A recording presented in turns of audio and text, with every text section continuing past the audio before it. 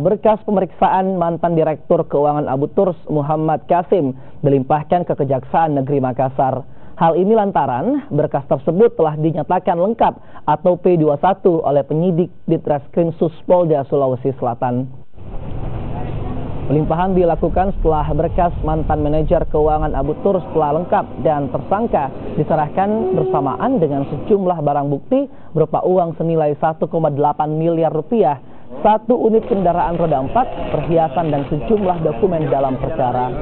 Peran Muhammad Qasim disebutkan membantu CEO Abu Turs Hamsa Mamba dalam menjalankan perusahaan, mengelola dan mengatur seluruh aktivitas keuangan perusahaan. Satu tersangka dan berkas serta barang bukti tersangka dari kasus Abu Turs dengan inisial MK.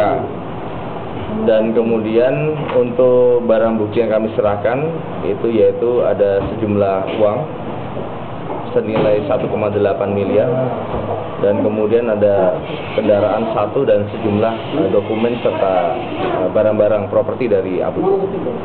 Kendaraan